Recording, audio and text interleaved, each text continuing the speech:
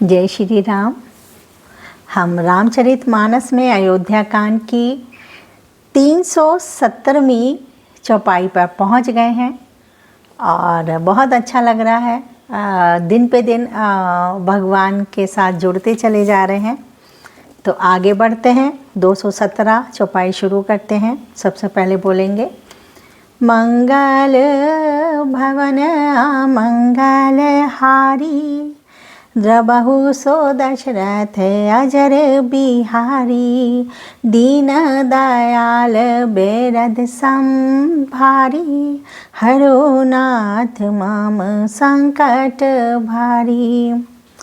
सो कुचाली सब कह भाई की, अब दियास सम जीवनी जी की, ना तरु लखन सिय राम बियोगा, हाहारी मारत सब लोग कुरोगा। वह कुचाल भी सबके लिए हितकर हो गई। मतलब कुचाल जो कैकेयी ने कुचाल चली थी वो सबके लिए हितकर हो गई। अवधि की आशा के समान ही वे जीवन के लिए संजीवनी हो गई। नहीं तो उच्चाटन न होता तो लक्ष्मण जी, सीता जी और श्री रामचंद्र जी के वियोग रूपी बुरे रोग से सब लोग घबराकर हाय हाय करके मर ही जाते। राम कृपा अब रीब सुधारी, विबुध हाधारी भई गुणद गोहारी, भेटत भुज भरी भाई भरत सो, राम प्रेम रसु कहीं ना परत सो। श्री रामचंद्र जी की कृपा ने सारी उलझन सुधार दी। देवताओं की सेना जो लूटने आई थी वही गुणदायक, हितकारी और रक्षक बन गई। श्री राम जी भुजाओं में भरकर भाई भरत से मिल रहे हैं। श्री राम जी के प्रेम का वह रस आनंद जो ले रहे हैं वो कहा ही नहीं जा सकता, उसका वर्णन नहीं हो सकता, कहते नहीं बनता है वो।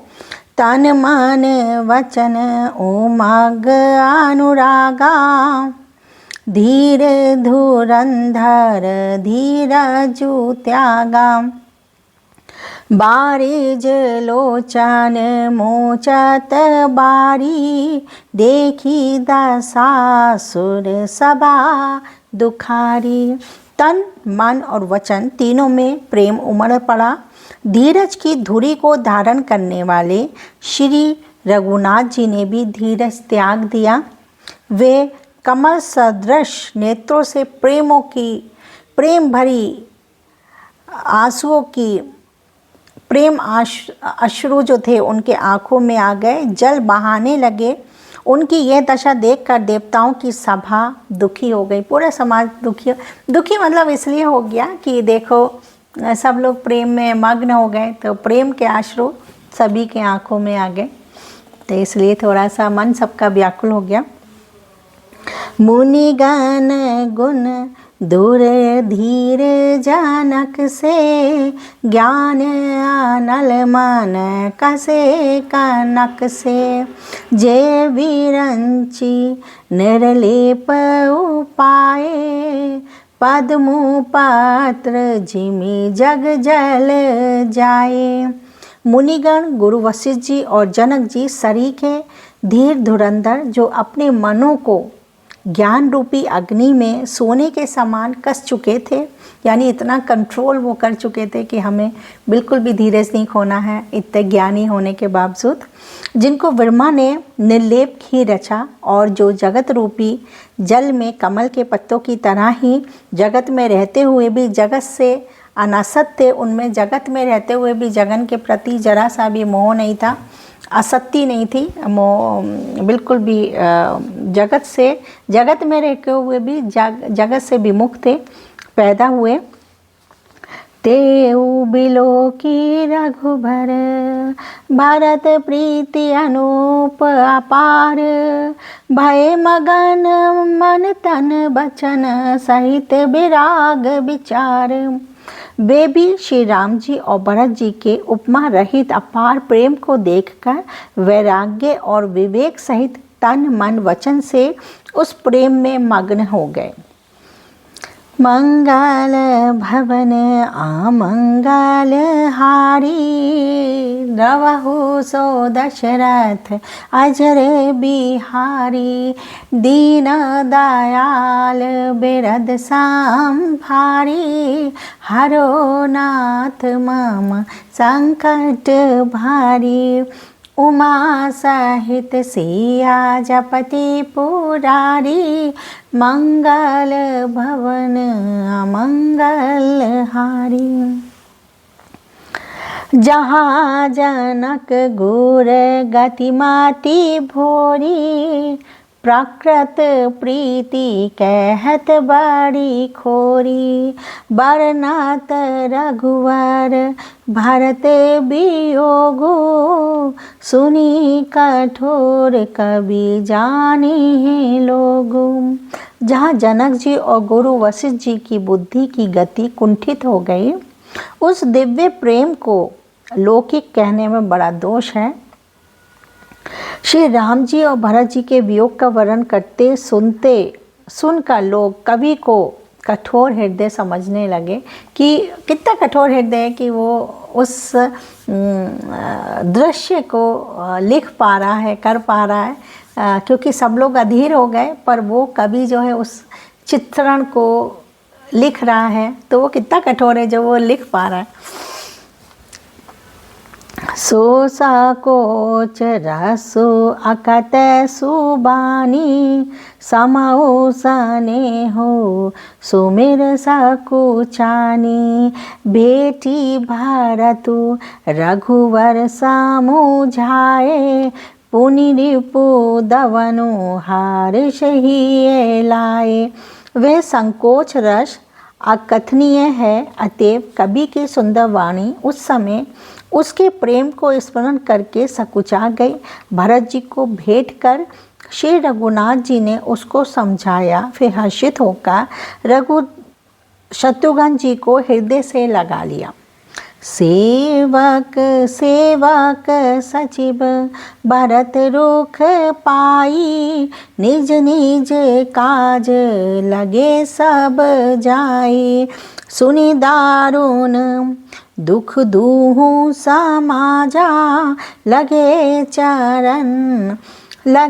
चलन के साजन साजाऊं। सेवक और मंत्री भरत जी का रुख पाकर सब अपने अपने काम में जा लगे। यह सुनकर दोनों समाजों में दारुण दुख छा गया। वे चलने की तैयारियों में लग गए, तैयारियां करने लगे सब लोग अपने अपने। प्रभु पद पद्मो बंदी दो भाई, चले शीश धरी राम राजाई, मुनि तापस वन देवनी होरी, सब सन्मानी बहोरी बहोरी।